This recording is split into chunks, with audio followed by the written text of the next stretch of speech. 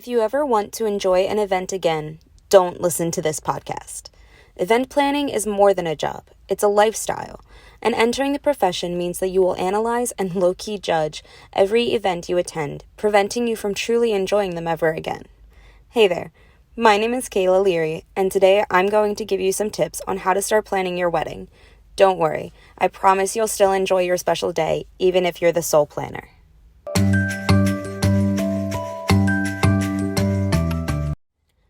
Congratulations! If you're listening to this, then you've probably already completed step 1, getting engaged. The next step is to decide your budget. When determining your budget, keep in mind not only how much you can afford to spend, but also how much you want to spend. What's the difference? Most couples get very focused on having and providing the best experience possible.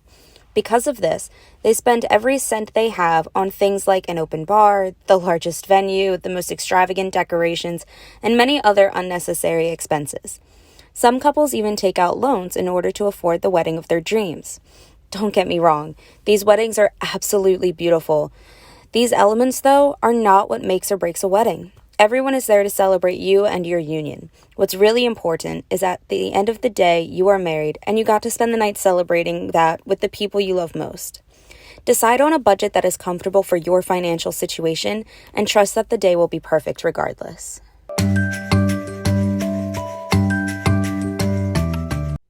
The next step is to decide on a date. You cannot book a vendor, venue, or send save the dates and invitations until you have a date set. Some things to keep in mind when deciding on a date are major holidays, important family dates, and the seasons. If you plan your wedding over a major holiday, such as the 4th of July, Christmas, or New Year's, you may be limiting your vendor options as most do not work on or around these holidays. If they do, they may charge extra.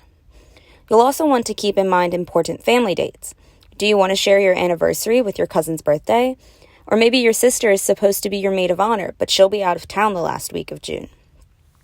Do you want to get married outside? If so, August 7th may be a better day than January 18th. Once you have your date picked out, you can begin to book your vendors. It's recommended that you book your vendors as early as possible. Their schedules can fill up very quickly, and if you have your heart set on a specific photographer or caterer, you want to make sure you reserve your date before anyone else.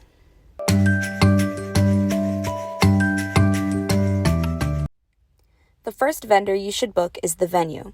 Other vendors will ask where the wedding will be located so they can determine travel costs and feasibility of providing their service to that location. If you need to rent a porta-suite bathroom, for example, they'll also need to know about the water and electric hookup options of your venue. Another thing to consider is the type of property you select for the venue. One couple I worked with booked a country club as their venue. The property was beautiful, but there were still golfers on the course during their ceremony and reception. Because of this, many of their pictures had golfers in the background. They also found out that day that there were areas of the property they were not permitted to go on for photos. Had they asked more questions during their initial tour of the venue, they would have had a better idea of what to expect and may have even selected another venue. I also recommend booking your photographer very early on. Many photographers offer complimentary engagement photo shoots when you book them for your wedding. If this is of interest to you, you'll obviously want to book them sooner than later so that way they can make sure they have time for both sessions. One thing to consider avoiding when booking vendors is companies that offer a one-stop shop.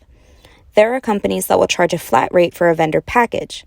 These include your DJ, photographer, videographer, and depending on the company, maybe even another vendor as well, like your florist. With these packages, though, you don't get to pick the specific individual that will be providing these services to you. The company has vendors that they've signed contracts with, and whomever fits the date will book for your venue.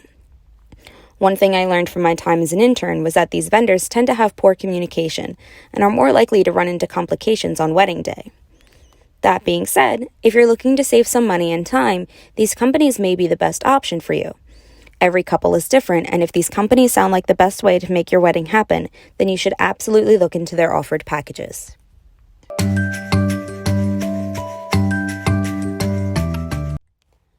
Now you'll want to start looking into the details of everything. For your DJ, you'll want to provide a list of the music you want to play and when. You'll also want to provide a list of songs you don't want them to play. This is supposed to be one of the best nights of your lives. Don't waste even a minute of it listening to a song you despise. If you and your bridal party are making a grand entrance to the reception, you'll also want to provide the DJ with a list of the bridal party's names and pronunciations. For your photographer, you'll want to discuss specific pictures you want to get. Many couples decide to do first look photos with each other and their parents. If this is something you also want to do, you'll want to let your photographer know sooner than later. Most photographers like to begin these photos 2 hours before the ceremony so that there is enough time for pictures and to get the couple hidden away again before guests arrive.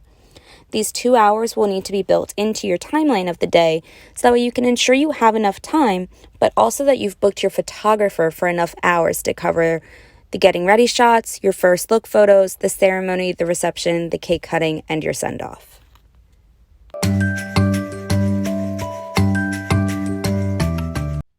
Bonus tip. Ladies, don't wear a bra the day of your wedding.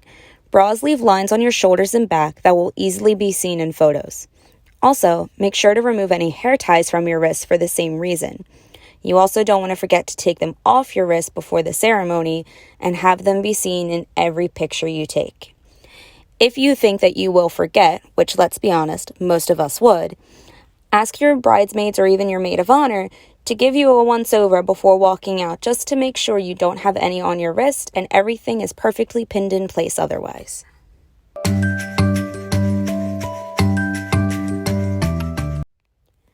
Sometimes just getting started is the most daunting and difficult part of planning a wedding. Once you get the ball rolling though, it tends to get much easier. Hopefully these tips were enough to get you started, but if you still need some guidance, don't worry. More episodes are on the way. Until then, just breathe and remember to enjoy this time with your partner. All the work will be worth it when you begin the rest of your lives together.